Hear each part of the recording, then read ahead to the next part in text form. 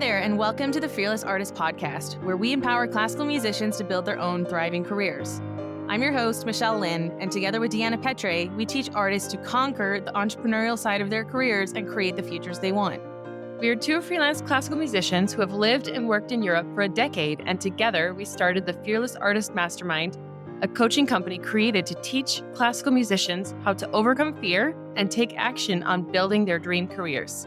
In each episode, we will explore the intersection of artistry and entrepreneurship, teaching you the fearless mindset with practical steps and strategies to build a sustainable career. Get ready to build your own artistic brand, find a supportive community of musicians so that you don't have to figure out everything alone, and earn a living that you deserve. We believe that you can be a thriving artist and not a starving one, and we are redefining what it means to be a classical musician in the modern era. Hey everybody, and welcome back to the Fearless Artist Podcast. I'm your host, Michelle Lynne, and today I'm very pleased to have on my friend and colleague, Cory Barger from Practice Happier. Welcome, Cory. Hi, thanks for having me. I have been wanting to talk to you for a while because I love anyone who's helping musicians learn how to practice in a, as you describe it, happier way. When I first finished grad school, I worked with a life coach for a number of years to help me overcome a lot of inner criticism, perfectionism, all of that really unhealthy stuff, which is what the Fearless Artist was born out of. So I'm excited to dive into your story today, and you have a course for helping musicians. So I would love to learn more about that. And Thanks so much for having me. And what you said about talking to someone about all of these negative things that we learn, I think it's so important because there's so much in our training that ingrains this stuff into us. And it's really hard to come out from under it. Yeah, exactly. So please, would you introduce yourself to our audience and tell us where you're coming from? I'm Cory Barger. I am the principal bassoonist in the Filarmónica de Boca del Rio y Veracruz in Veracruz, Mexico, which is where I am coming to you from right now. And I just learned that you studied in London for your master's degree. I would love to hear about your studies and then ultimately getting this orchestra position and when you started Practice Happier and why.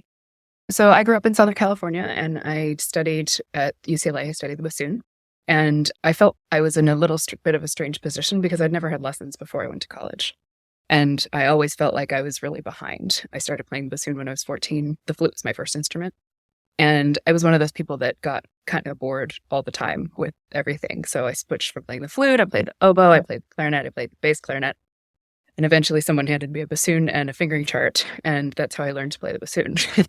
Wow. So needless to say, there were a lot of habits that I learned that were not very appreciated by my teacher, nor, you learn a lot of bad habits when you don't have any guidance. Mm-hmm. So I always felt like I was really behind all my peers. But then I learned that everybody thinks that no matter what level of preparation they're coming from. And I feel like that sort of experience was really formative in how I teach now, because we always feel like we're so isolated in our heads in the struggles that we have. And we come to learn eventually that actually most people feel these things. Most people feel inadequate. Most people feel behind because that's what the culture is constantly telling us. When I was at UCLA, I got some really bad tendonitis injuries because I was practicing so much, because I felt like I had to make up for being so behind.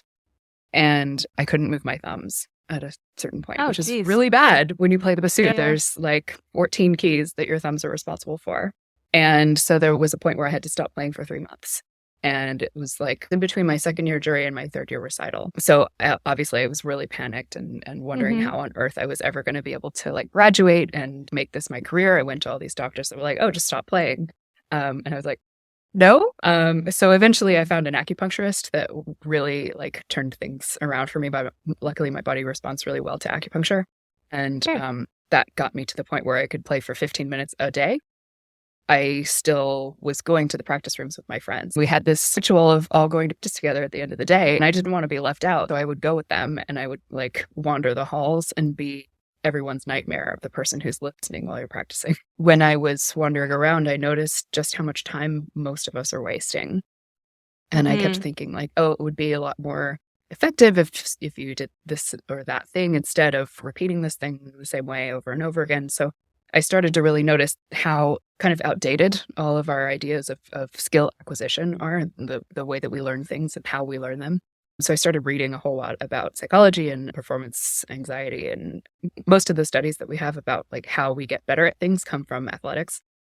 So there's a lot of details and research there from particularly like studies on Olympic athletes on how to get really good at stuff. So like that experience, while it was a horrible one, taught me so much about how to get more done in less time. And in the end, I played my recital and I got good grades and I graduated and I got a big scholarship to go to the Royal College of Music in London. And throughout that time, I was doing a lot of teaching, a lot of freelancing. And I got to the point where I could no longer live in England for Asian reasons. And I had to move to California. And then eventually I got the opportunity to come down here to Mexico. I took it and I've been here for 7 years. 7 years in Mexico. Okay, I mean, thank you so much for sharing all that. That's incredible. And what a way to use something that was so awful to then essentially start listening to your colleagues, coaching them, noticing, making those observations of maybe the unnecessary repetitions that they were doing that ultimately led to your injury, and then finding smarter ways to work. I mean, it's incredible. Because like 85% of orchestra musicians will have an injury at some point in their career that will stop them from playing. And that's a huge number of people. That study was done in like, I think 2004. But the numbers aren't really changing very much. And from what I see in students and colleagues, there really isn't any change. And a lot of that has to do with the culture that we're in as well. Just this constant pressure to never be behind. Right. Yeah. So why practice happier, and what does that mean to you? That's funny that you should ask, because I just was talking to one of my followers the other day about this, and I posted a meme that was a little bit of like a kind of a dark humor thing, and they commented like, it's ironic that an account that's called Practice Happier posted this thing, and I was like, well, there's a reason that it's called Practice Happy, because I don't want this to be like a toxic positivity sort of space. And there are a lot of things that kind of make me believe that happy is a long way off. So what were you noticing in your colleagues, clients that you came up with? Okay, I just want to make everybody a little bit happier with their practicing. Well, a lot of times just getting started is something that people have a huge problem with. Okay. Because the time that we have, say that you go in and you're thinking, okay, I'm going to practice for 3 hours or something. That's very intimidating, and a lot of people will procrastinate doing that. So just being able to like get over the hump, getting yourself into the practice room is pretty hard. So thinking about like how you motivate yourself. And I noticed that a lot of people do that very negatively. And the more I learn about motivation, the more I realize that it's about like how much dopamine you have available in your brain. It's not any kind of like moral anything. So finding little tiny ways to make the task more pleasant. And that's partly what Practice Happier came from. Is in my course, there are quite a few lessons about just like tiny actions that you can take to make that time a little bit more pleasant. Okay, can you unpack this a little bit? Because I'm like totally resonating with this, because I also was like, okay, I'm flying in this morning, but this afternoon I'm going to practice 2 hours because I'm desperately behind on some upcoming programs. And of course, I had a nap and I did not practice. I would say the nap was a better use of your time. Right. Possibly. But then anxiety is going to come in and tell you, oh my God, no, I need to spend this time practicing. But actually, sleep is extremely, extremely useful for making sure that your brain is getting rid of all of the useless things that it doesn't need. So when we practice, basically our brains are kind of editing what we've been doing all the time. And when we give our brain the time to rest and actually like clear the cache, delete all the stuff that we don't need, delete all those mistake repetitions that we may have had, then we come back the next day with things being a bit tidier. If we don't give ourselves that time, then all of those things are kind of like just muddied up in there. So it's very difficult for us to have a clear choice of what it is that we do want. So that's one of the reasons that practice can tend to be frustrating for people, because in that way you might not see results. So take more naps. And even just like a tiny amount of rest. Like I will take a break after like 4 or 5 minutes of really repetitive practice and just let my mind do nothing, so that I have my brain has a moment to just like make whatever connections that it needed, process that information that I just gave it, because I just gave it a lot of information. And I just read that recently too, that from a study, that you need to give yourself that space to process what you just did. But so many musicians will just like repeat like 10 times in a row, no mistakes. Yeah, exactly. And that's what I heard from my colleagues and my friends in the times that I was stalking them in the practice room. So when you're saying yeah, make it marginally happier to practice, you said making it easier to get started. Can you unpack that a little bit? yeah, there's a lot of ways that we can do that. And some of them are what you would think of as kind of cosmetic. But I like to, like if I'm at home, I have a candle that I light when I practice because your scent memory is really strong and it helps to like bring you to a particular mental state. And I know that when I smell that smell, it's time to get to work. And my brain is just like, okay, fine, let's go do this.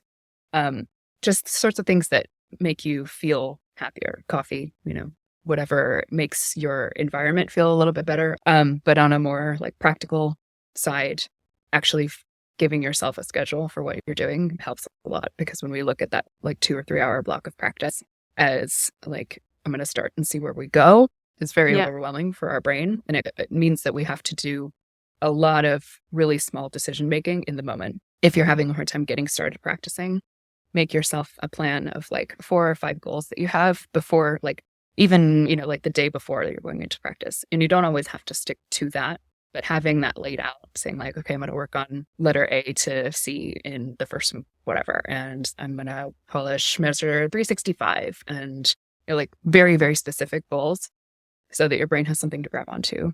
And it's going to make it a lot easier to go into that time without feeling like it's an overwhelming, amorphous thing. I get that. I mean, and I totally hear you. Where I find I get stuck is I'll go too in the weeds. But like, so today, like I've got a bunch of upcoming programs for some of the rep I don't know at all. And then some of it I know, but it's really hard. So then I'll start working and then I get stuck in the technical aspect. Like I need to do this detailed work. And I told myself I would only spend 30 minutes on the entire thing because I just need to do like a scrape of an overview. And in the meantime, I find myself in like 3 bars in movement 5 going over and over and over. And what's your mental state in that moment? Is it calm or is it a little bit panic? Yeah, totally. Like I got to get this. Yeah, exactly. And that's what I find as well, is that like, even if we don't really feel that upset, making mistakes, being on the spot, feeling like we have a deadline puts us in fight or flight. And that means that we're not thinking the same as if we weren't. And a lot of times we'll go on stage and be in fight or flight mode. And what happens when this gets activated is that the blood in your brain is not traveling to the same places that it would normally be. If you're calm when you're practicing, you're using like your logical mind to solve the problems. You're using like we use basically every part of the brain when we practice, which is why like music is generally recommended for so many people to stay mentally active, right? So when we're in fight or flight, most of the blood goes to like the back of our brain, where like instinctual part of our brain, instead of the front part of our brain where the logic is running everything. We might feel some danger on stage, but that same reaction is still happening in our brain. And we're not aware that it's happening. So in those moments, we get into this really repetitive kind of like flow state of fear.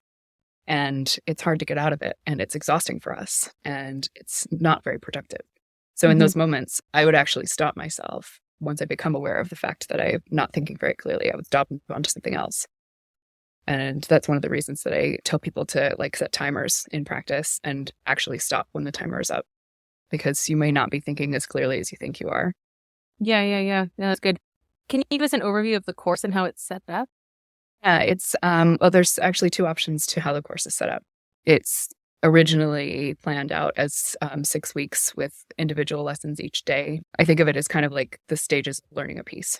You start off and you are slowly learning these smaller skills that you then can build up into what you would need to go on stage.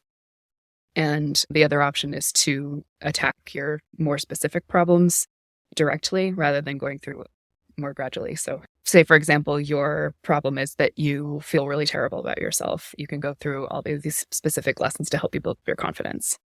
And if you feel like you are struggling with your motivation, you can go directly to the section about motivation.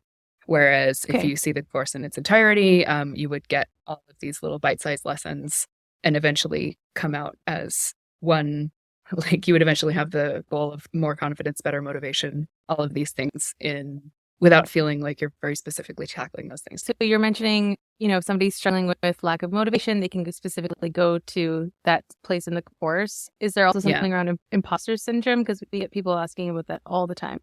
Yeah, definitely. And that's something that I see all the time with my clients too. Imposter syndrome is really insidious. And yes, like my lessons about confidence, I think are really designed to deal with that. But I think Okay. imposter syndrome particularly comes really mostly from the culture around us. So Okay. there's a whole lot of work that we need to do as musicians, as leaders, to deal with how imposter syndrome is affecting all of us. Yeah. What are some first steps for someone struggling with imposter syndrome? Like, how do you help them start to unpack this? Because everyone wants a fast solution. Like, help me learn Yeah. to stop feeling like an imposter. Yeah. My favorite way to approach this is to ask who benefits from me feeling like this. And so like not seeing yourself in a position, or like not seeing people like you in a position of leadership, means that when you get to a position of leadership yourself and you look around, you're like, what am I doing here? Mm-hmm. And I feel like that's really the biggest driver of imposter syndrome. I know you have a workbook that comes with the course, and there's a lot of great questions in there to help reflect. Like, what are some of the more effective reflection questions that you see to help people struggling with that? With imposter syndrome and confidence in general, I would want you to notice what kinds of thoughts you're having. Mm-hmm. So usually we'll get some sort of panic reaction when we're feeling like an imposter, like particularly you're preparing for a recital and you feel like you're not good enough. And I want to know what kinds of thoughts that you're having about why you're not good enough, what it is that you have picked up over the years about why you're not good enough, what makes you believe that. Write all of those things down and then come up with like basically litigate this against yourself. Be like, okay, here's these reasons that I feel like I'm not good enough. What kind of evidence can I find that is the opposite of that? Basically, what is everything that's not that? And when you start to, a lot of times people will initially be like, there is no evidence that I am good enough. I am absolutely not good enough. There's nothing that I can tell you that would say that I am. And then we have to really like dig a little bit deeper and say, okay, is there anything that you're good enough at? Whatever it is that helps you to kind of like grab onto that feeling. And we want to steal that feeling. So think about what it is that you feel like if you feel like you belong somewhere. What does it feel like if you're confident about something? What does it feel like if you are accepted? Like, I'm sure that you've heard about like Beyonce's alter ego, Sasha Fierce. Yeah. And how like that, having that externalized, maybe not even externalized, but basically like that other side of you that has this confidence. What would it be like if I were actually confident? And then spend some time like sitting with those emotions, sitting with like what it feels like to have that be you. And then like slowly of the experience of you going into the practice room feeling like that for like 30 seconds at a time and slowly build that up until you kind of break the association that you have with the imposter syndrome. Yeah. I mean, I like that. I've talked before about like flipping into stage Michelle when I go on performances. So maybe there's a way to take stage Michelle into the practice room because that's something that I do a lot with people. Like I think that a lot of the things that we do to prepare ourselves for a performance are left much too late in our preparation. If we could do those things, if you could bring stage Michelle to the very first day of practicing something, then you would see a lot of benefits, I think. Yeah, because there's an authority there that comes in. There's a confidence that comes in because the stage version has prepared and has the energy and the excitement and wants to share with the audience. So I love that, bringing that into the practice room. Actually, Angela Miles Beeching talked about that too, and she was on a podcast recently about how can we create that sense already behind doors that when you go out there, you've already prepared, you've already imagined that feeling, that energy, that outward shift. Yeah. And a lot of times in practice, we think that we have to be prepared for any situation. Yeah. But what we really need to do is prepare ourselves to feel the way we want to feel and to be able to like take that emotion and teach our body what it is that we want to experience so that we can more effectively experience it later. That's good. So I'm just curious to go back to you making it easy, because I know that also comes from James Clear, Atomic Habits. Make it easy, make it fun. That's like the basics of habit building, habit stacking. Yeah. So I get the candle, I get the, even wearing a specific outfit or something to give yourself the energy. Because I know if I have a rehearsal outside the home, I show up in a very different energy state than if I have to just walk down the stairs and start practicing. So I've been thinking about that too. Like, okay, how can I shift into like higher energy mode? But if you have like a sheer crazy amount of rep to learn and you do have a deadline, because I know you said earlier, don't go into this panic, fight or flight state. But is there a way to practice calmly when you know there's still this looming deadline? Like, how do you help your clients with that?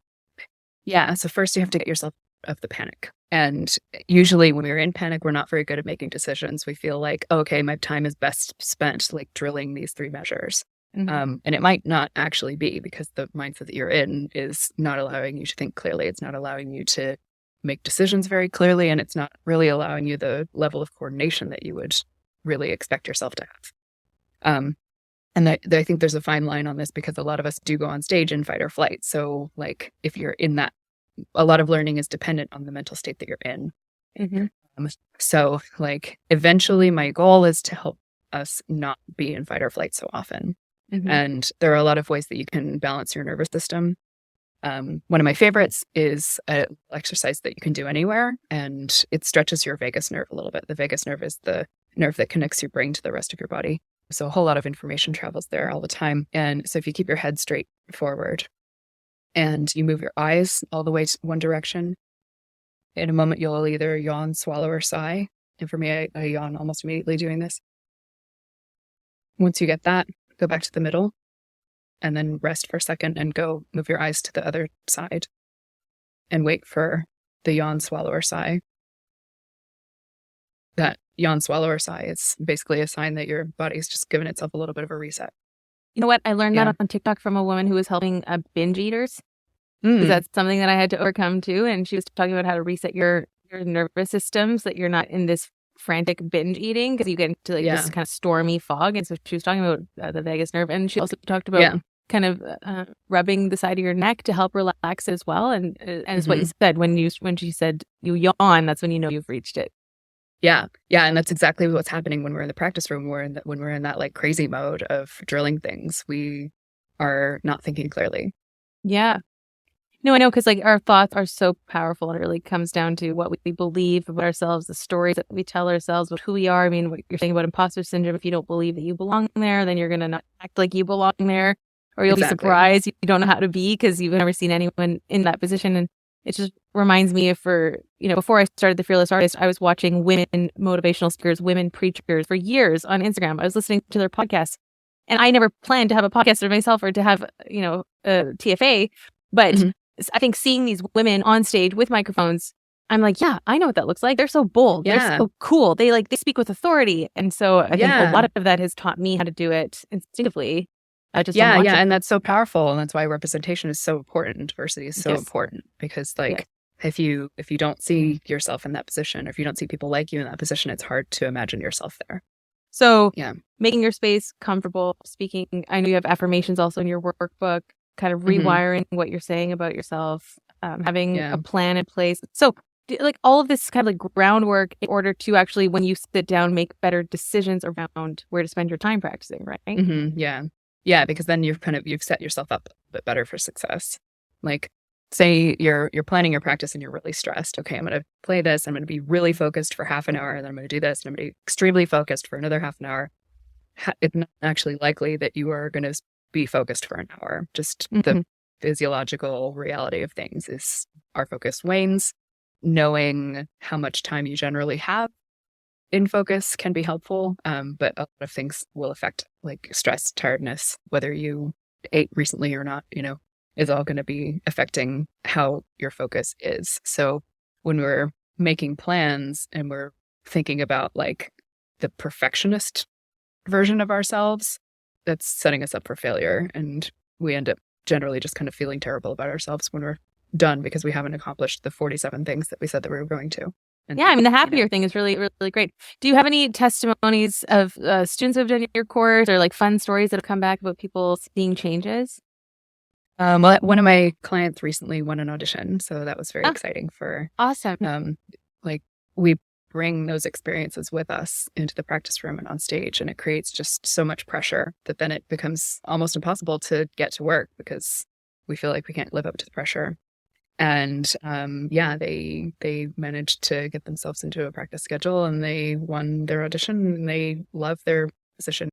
Amazing. That's awesome. Yeah. So I like that you're emphasizing they got into a practice schedule that worked for them, because I think that's the whole point of the course, is to teach the process of preparation, right? It doesn't necessarily need to be something that is the same all the time. Like we think of practice as a one size fits all kind of thing. Like, oh, if you're not practicing for 4 hours, then you're not like getting anything done. Like how many of us have heard this from teachers? What we do with the time is so much more important than how much time there is. Right. And generally, like knowing yourself, knowing what your cycles of focus are like, knowing what helps you to get into flow, knowing what helps you to enjoy what it is you're doing is so much more powerful than thinking that you have to beat yourself into the practice room all the time. Mm-hmm. Mm-hmm. And that's really what my work is all about, like small changes that you can make that have larger impact than you would think. So this course, you would say, is for people who are having a hard time practicing, or perfectionists, or people who are too hard on themselves, or people who are on the verge of burnout or have had to switch their practice techniques because of injury. Anyone else that it speaks to? Just anybody who wants to get more done in less time. So even you don't need to be somebody who's like on the edge of burnout to want to get more done, I think. I hope that it doesn't turn into some kind of like productivity war among people, but to make sure that we have more time to just, like go out and live our lives. Like if you're tired of being stuck in a practice room all the time and not seeing the results that you want to see, then this is the course for you. Awesome. Okay, well, I mean, you so generously have given our audience a discount code. It's Fearless, and when they go to the link and sign up, they'll get a free one-on-one with you. Yeah. As when they buy the course. So, guys, if you go check out the course, you can put in the code word Fearless, and you'll get a one-on-one with Cory. She'll talk you through anywhere that you're getting stuck with your practicing. I have the course. I love working through it. The workbook has been helping me a lot because it's asking different questions to help you reflect. So definitely go check it out. Cory, where can we find you? How can we follow you? You can find me on Instagram at Practice Happier. Sometimes I'm also on TikTok, but I post much more on Instagram. Okay, and nice. My website is practicehappier.com. Perfect. And we always finish with an action point. So if everybody listening can do one thing after this episode, what would you recommend that they do? Next time you're practicing, take a moment to notice whether you're actually panic practicing or not. And then do that side-eye exercise that I just mentioned, where you move your eyes to one side to reset your nervous system, and then take a selfie and tag us. Yes, that's great. Actually, I like that. I'm going to do that too. So tag Practice Happier, tag the Fearless Artist Mastermind, of course, on Instagram. Thanks everybody for listening. Make sure you go follow Cory on the socials, and we'll see you next time on the podcast. Be fearless. Thank you. Thank you for listening to the Fearless Artist Podcast. If you found today's episode inspiring, hit that subscribe button and don't forget to share this podcast with a friend. To join our membership or one of our coaching programs, visit our website at thefearlessartistmastermind.com. This episode was produced by Pokey Huang at PH Media Studios in New York City. We're Deanna and Michelle, encouraging you to create your own opportunities and to go after what you want. You have what it takes to build the career of your dreams. Until next time, be fearless.